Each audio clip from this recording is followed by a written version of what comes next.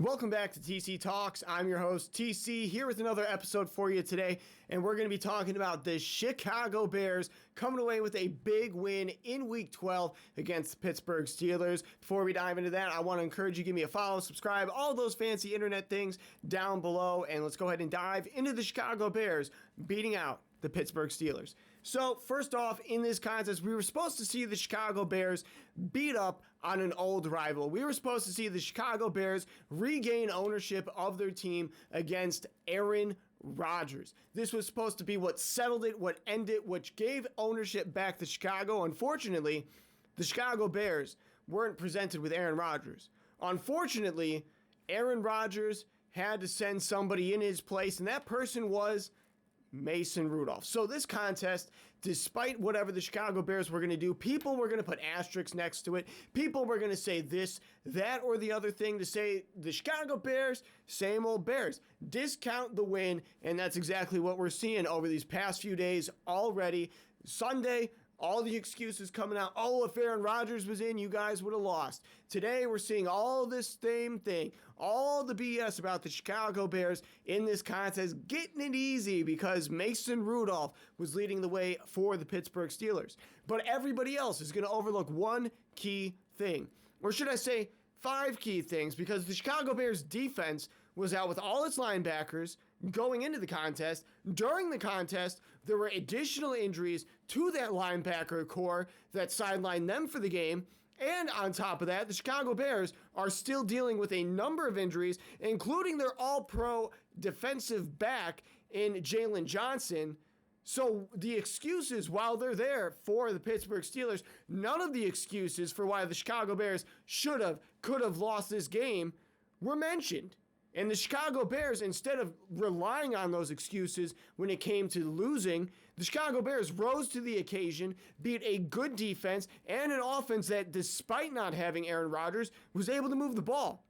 And speaking of not having Aaron Rodgers and that being the big difference in this contest, we saw a number of games where Aaron Rodgers was pretty lackluster and pretty pedestrian for his team during the contest. So it's not like Aaron Rodgers being there was a guarantee that he was going to be the difference for the Pittsburgh Steelers. Do I agree? Maybe it would have been a harder fought game. Maybe the Chicago Bears would have had to put up more points. Could he have gotten into field goal range to extend the game in the fourth quarter? Sure, that's all possible, but that's not what happened, and that's not what was there.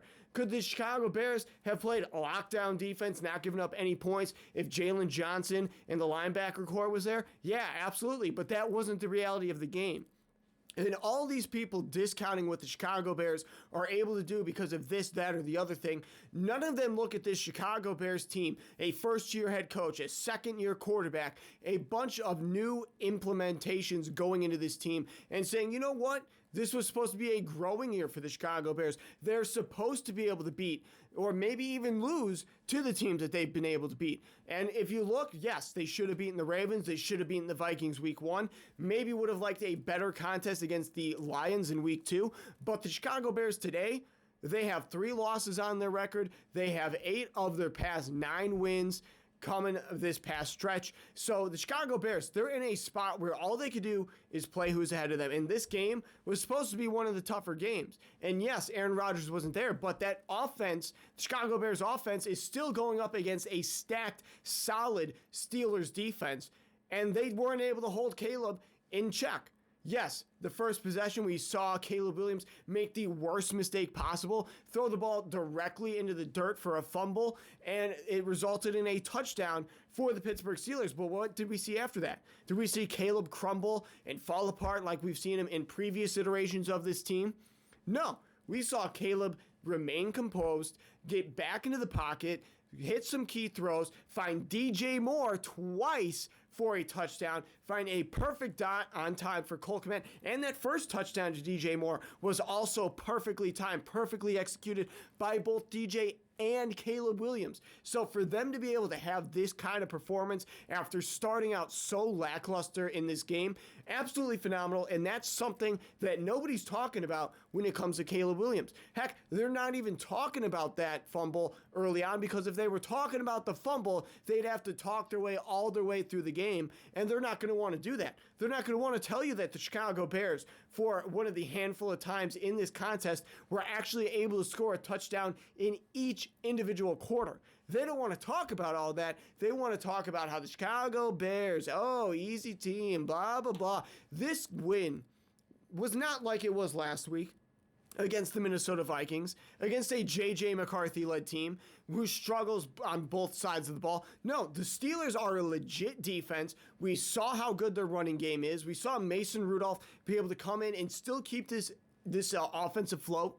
But over and above all, the Chicago Bears, they did what they needed to do. We saw a fantastic interception early on by the Bears defense. We saw fumble recovery, and the Chicago Bears able to capitalize on those mistakes by the Steelers. And those aren't anything that Aaron Rodgers might not have done, because that ball, very well placed in a spot 9 times out of 10, it is only going to be the receiver who's able to do something with that ball. But a very athletic play by Wright caused him to be able to get the interception. I mean, the man tips the ball to himself, and on the way down, he's able to corral the catch, and on top of that, get his feet inbounds for the interception. He's now tied for the lead in the league with his teammate Kevin Byard for interceptions on the season. So you can't discount what the Chicago Bears have been able to do this season, what they did in this game, and I don't want to hear the excuses as to if, ands, or buts. Now, I will agree with you. This upcoming game, this Friday against the Philadelphia Eagles, is really going to be what's telling for this team going forward. If the Bears roll over and let Philadelphia just do their thing against them, yes, I don't have a lot of confidence for this team going forward, but that's not going to be the case. The Chicago Bears, they're going to go out there, they're going to play hard, they're going to make it a competitive game, and if they're able to do that against a good defending champion, Super Bowl winning Philadelphia Eagles, then what the heck are they going to be able to do against the Green Bay Packers, a team that's lost against the Cleveland Browns? You know what company that puts the Green Bay Packers in? The same company as Geno Smith and the terrible Raiders. But I want to know what you guys think down in the comments section below. All seriousness, the Chicago Bears, let's enjoy first place in the division while we can, and let's hope for a victory this upcoming Friday. Until next time, see ya.